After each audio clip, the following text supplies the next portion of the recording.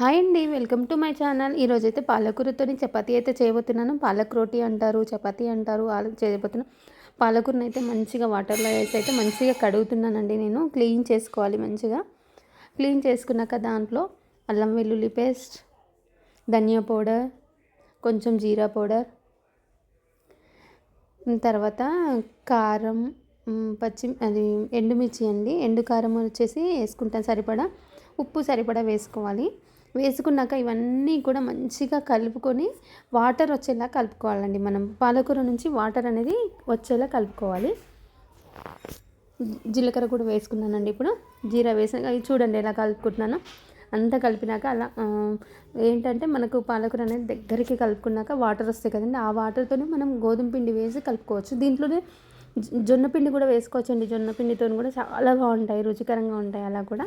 ఇప్పుడు మాత్రం నేను గోధుమ పిండితో అయితే చేస్తున్నాను. గోధుమ పిండి వేసానండి ఇందులో. మనకు కొంచెం ఎక్కువ క్వాంటిటీ కావాలంటే ఏం చేయాలి, కొంచెం వాటర్ కూడా పోసుకోవచ్చు. అంటే దానికి సరిపడా పాలకూరకు సరిపడా అయినా చేసుకోవచ్చు మనం. లేదు అంటే మనం కొన్ని వాటర్ యాడ్ చేసుకొని కూడా చేసుకోవచ్చు. బాగుంటాయి అలా కూడా. టేస్ట్ అనేది సూపర్గా ఉంటాయండి. దీనికి కొంచెం పెరుగు కాంబినేషన్తో తింటే మాత్రం సూపర్ ఉంటుందండి, చాలా బాగుంటుంది. పిల్లలు మాత్రం ఇష్టంగా తింటారు, చాలా ఇష్టంగా తింటారు. మామూలుగా చపాతీ అయితే ఇష్టపడరు. ఇలా కాకుండా మనం క్యారెట్తోని, బీట్రూట్తోని కూడా చేసుకోవచ్చు. చాలా బాగుంటాయి. బీట్రూట్ అయితే ఏం చేస్తా అంటే పేస్ట్ చేసి వేసుకుంటా అండి నేను. ఇంకా బాగుంటాయి, అది కూడా చాలా రుచికరంగా ఉంటాయి. ఇప్పుడు మనం మంచి కలుపుకున్నాను చూడండి. నేను మొత్తం అది మన గోధుమ పిండి అయితే కలిపాను.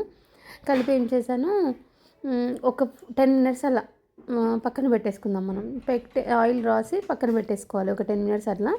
పెట్టుకున్నాక తర్వాత చేసుకోండి, మంచిగా చాలా బాగుంటాయి. నేను ఏంటంటే ఆయిల్ కాకుండా నెయ్యి కూడా వేసుకున్నాను. కొంచెం టేస్ట్ కోసం నెయ్యి కూడా వేసాను. చాలా బాగా వస్తాయండి ఇవి చపాతీస్ మాత్రం.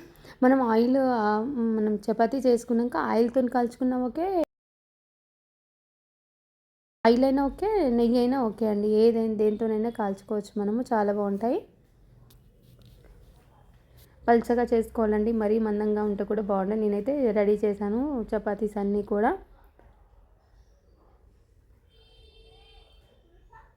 ఇప్పుడు ఆయిల్ రాసుకుంటున్నానండి. పెనం పైన ఆయిల్ రాసి మంచిగా కాల్చుకోవచ్చు. ఇప్పుడు బాగుంటాయండి.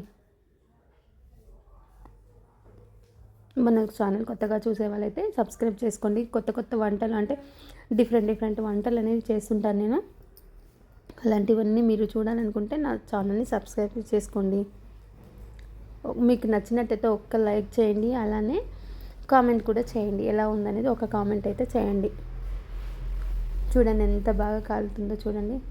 మంచిగా రెడ్ కలర్ కాల్చుకోవాలి, బాగుంటుందండి. టేస్ట్ కూడా సూపర్గా ఉంటుంది.